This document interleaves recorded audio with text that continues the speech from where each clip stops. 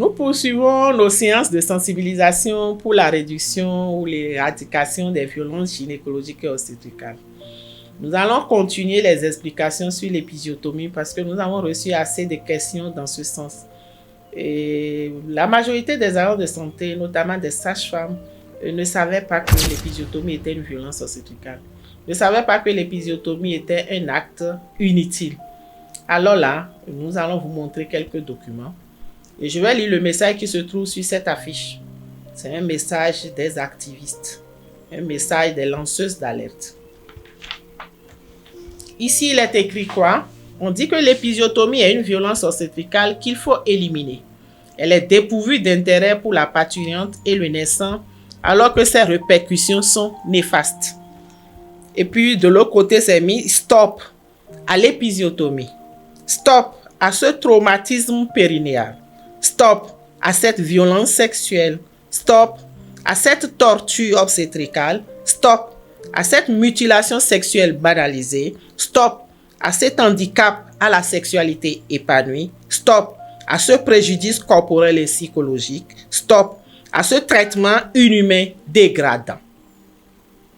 Je vais continuer mes explications en me basant sur l'article d'affaires que j'ai exploité tout à l'heure. Mais là, nous allons aller dans le domaine juridique et plus précisément dans le domaine judiciaire pour partager quelques informations avec vous. Je reviens sur l'article. Je vous ai montré le document tout à l'heure.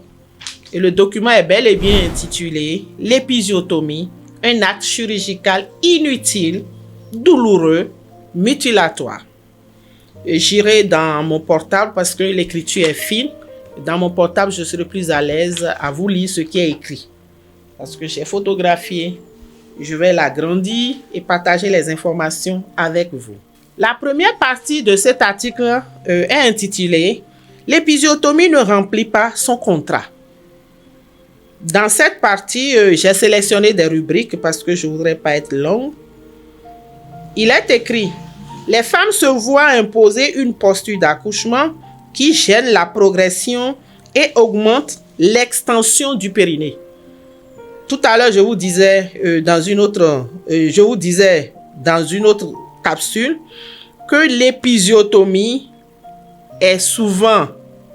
s'impose souvent parce que la femme adopte la position gynécologique. Et cette partie que je viens de lire confirme ça.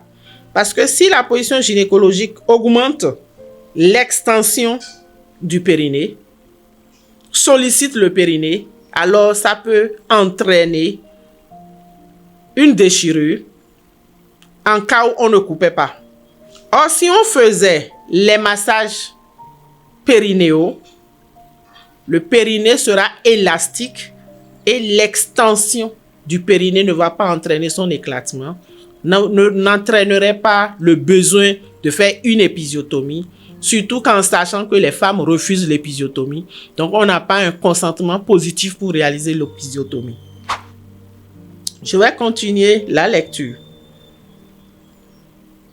Plus en bas, il est inscrit que toutes ces pratiques contraires à la physiologie, il s'agit bel et bien de l'épisiotomie, de la position gynécologique et autres, induisent une tendance à la bradycardie fœtale et mettent en danger le plancher pelvien, deux risques souvent évoqués pour justifier l'épisiotomie prophylactique préventive, mais qui ne joue pas son rôle.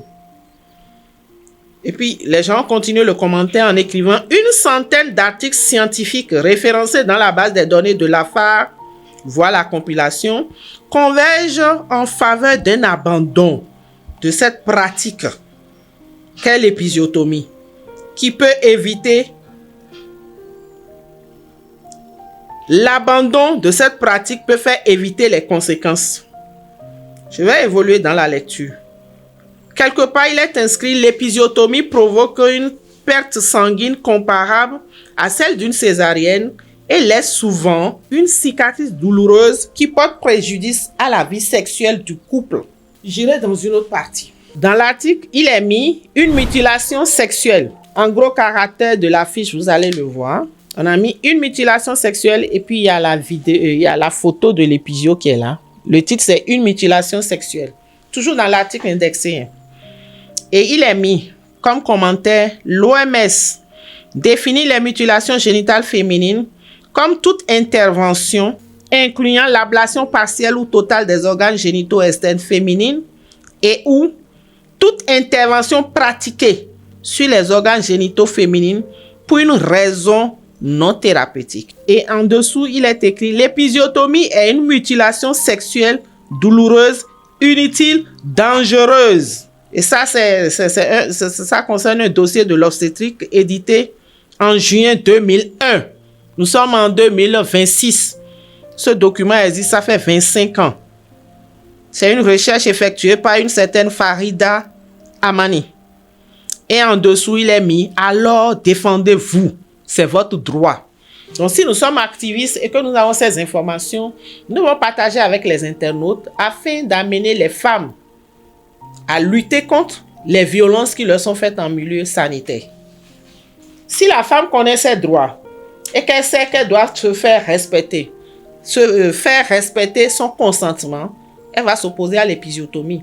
Mais si elle s'oppose à l'épisiotomie et que la sage-femme ne sait pas faire un massage périnéal et que la sage-femme qui a fait le suivi de la grossesse n'a pas su leur apprendre à faire le massage périnéal, vous voyez que et la sage-femme accoucheuse ou toute personne qui va faire l'accouchement, lorsque la parturiente dira non à l'épisiotomie, sera entre le fer et l'enclume. Parce est-ce qu'il faut agir contre le consentement de la femme? Est-ce qu'il faut s'abstenir?